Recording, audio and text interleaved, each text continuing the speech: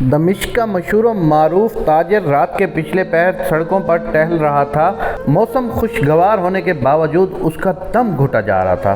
ڈاکٹروں کے مطابق اس کے پاس ہفتہ یا 10 دن سے زیادہ ٹائم نہیں تھا۔ دنیا کی ہر آسائش کے ہوتے ہوئے بھی بے بسی کا یہ عالم تھا کہ ٹائم سے پہلے ہی سب کچھ ختم ہوتا محسوس ہو رہا تھا۔ ملک کے ڈاکٹروں نے جواب دے دیا تھا۔ ایک ننھی سی امید تھی کہ امریکہ میں علاج ہو سکتا ہے، وہ بھی دم توڑ چکی تھی جب وہاں کئی مہینے ٹیسٹ کروانے کے بعد سینئر ترین ڈاکٹر نے آخرکار ایک دن آ کر نرمی سے سمجھایا کہ آپ کے پاس زیادہ ٹائم نہیں ہے، لہٰذا میرا مشورہ اور عقل مندی بھی یہی ہے کہ باقی کا قیمتی ٹائم آپ اپنے بیوی بچوں کے ساتھ گزارے۔ رات کے اس پہر بے خبری کے عالم میں نہ جانے کتنی دیر ٹہلتا رہا۔ اس کی سوچوں کا تسلسل تب ٹوٹا جب ٹہلتے ٹہلتے وہ ایک تنگ سے بے رونق پل پر پہنچ چکا تھا۔ سڑک پر دوسری طرف اسٹریٹ لائٹ کے نیچے ایک خاتون کھڑی کسی آدمی سے گفتگو کر رہی تھی۔ 30 سال کے لگ بھگ خاتون کا انداز منت سماجت والا تھا، جبکہ بندہ کوئی اوباش قسم کا تھا جو کہ اس کی بات نہیں مان رہا تھا۔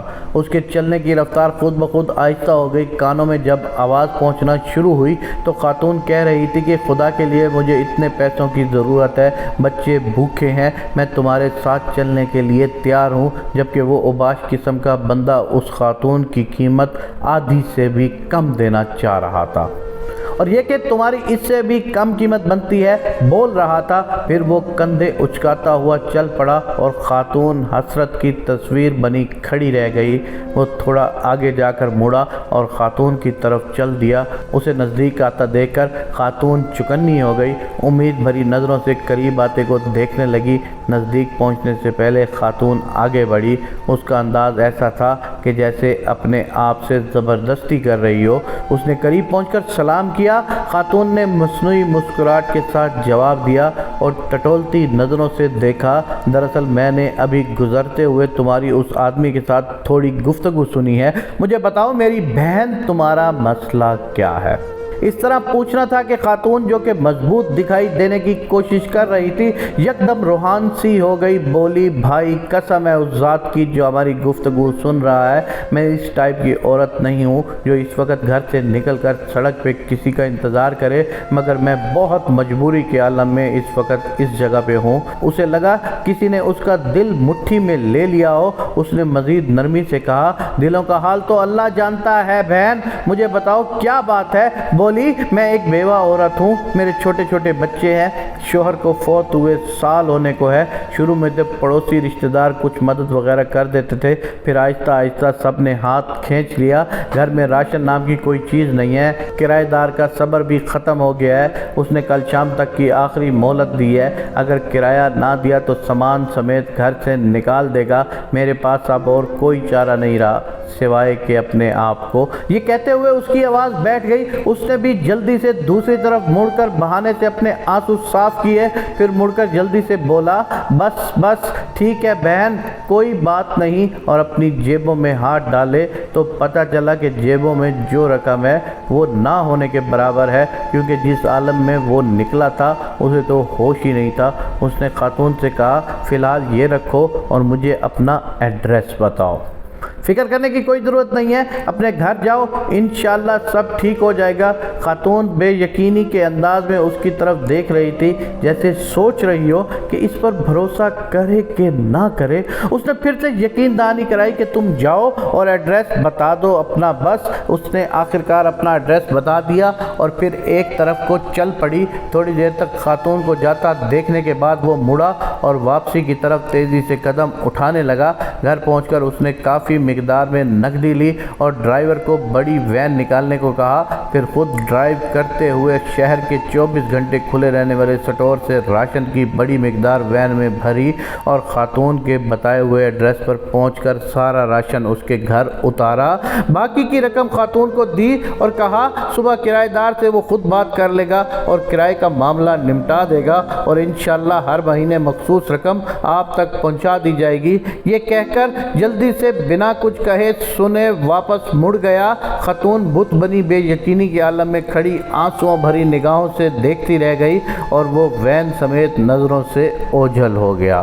اس کی کیفیت اب کافی بلکہ بہت مختلف تھی۔ اس کے انگ انگ سے خوشی پھوٹ رہی تھی۔ کچھ گھنٹوں پہلے جو اس کی حالت تھی وہ اب یکسر بدل گئی تھی۔ اب اسے ہفتہ 10 دن گزارنے کی جو فکر تھی وہ تھوڑی کم ہو گئی تھی۔ ہفتہ 10 دنوں کا خیال آتے ہی اس نے کاغذ قلم لے کر خاتون کا ایڈریس لکھ کر وصیت لکھی کہ ہر ماہ باقاعدگی سے 4 لوگوں کے معقول سے بڑھ کر خرچے کی رقم اس ایڈریس پہ بھجوائی جائے، اور کاغذ کو لفافے میں بند کر کے تجوری میں رکھ دیا۔ اب اسے لگ رہا تھا کہ اپنے آخری سفر کے لیے وہ تیار ہے یا تھوڑی بہت تیاری کر لی ہے۔ پھر ہفتہ گزر گیا اور 10 دن گزر گئے، پھر مزید 10 دن اور پورے 15 دن گزر گئے۔ گھر والوں کے کہنے کے باوجود وہ اسپتال نہیں گیا۔ پھر پورا 1 مہینہ گزر گیا۔ اگلے مہینے کی رقم بھی اس نے فوراً بھجوا دی۔ پھر ایسے ایک مہینہ کرتے پورا سال گزر گیا اور وہ رقم معمول کے مطابق بھجواتا رہا۔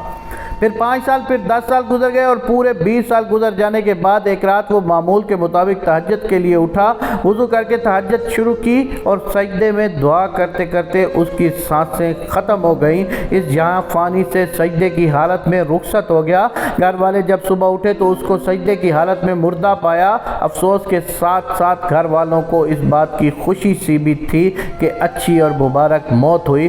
خیر، تکفین و تدفین اور دیگر انتظامات کے بعد اولاد کا تجوری اور وصیت کھولنے کا وقت آیا تو وہ بند لفافہ بھی نکل آیا جو کم از کم 20 سال پہلے کی تاریخ کا ان کے والد کے ہاتھ کا لکھا ہوا تھا، اور اس کا مطلب تھا اس لکھے گئے ایڈریس پہ 20 سال سے رقم دی جاتی رہی ہے۔ لفافہ پڑھنے کے بعد ان کو پتہ چلا کہ والد صاحب کو فوت ہوئے 7 دن ہو گئے ہیں، جو کہ تکفین و تدفین اور رشتہ دار لوگوں کے ملنے ملانے میں نکل گئے، اور وصیت کے مطابق رقم کی ادائیگی 7 دن لیٹ ہو گئی ہے۔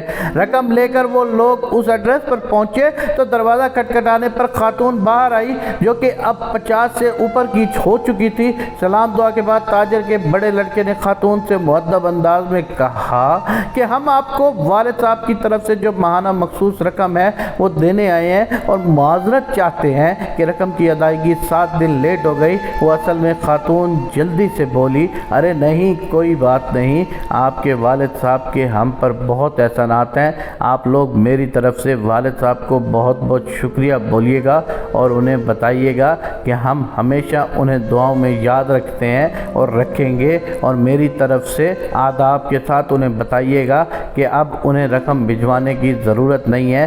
بیٹا حیرانگی سے بولا، کیوں؟ اب کیوں نہیں ہے ضرورت رقم کی؟ خاتون نے خوشی کے آنسوؤں میں ملی آواز میں جواب دیا، اللہ کے فضل سے مہینہ پہلے میرے بڑے بیٹے کی ملازمت لگی تھی اور 7 دن پہلے ہی بیٹے کو اس کی پہلی تنخواہ ملی ہے۔ خاتون روانی میں پتہ نہیں کیا کیا بولے چلے جا رہی تھی، جبکہ لڑکوں کے کانوں میں خاتون کا یہی جملہ اٹک کر رہ گیا تھا کہ 7 دن پہلے ہی میرے بیٹے کو اس کی پہلی تنخواہ ملی ہے، 7 دن پہلے ہی میرے بیٹے کو اس کی پہلی تنخواہ ملی ہے۔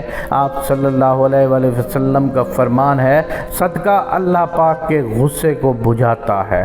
سبحان اللہ، سبحان اللہ۔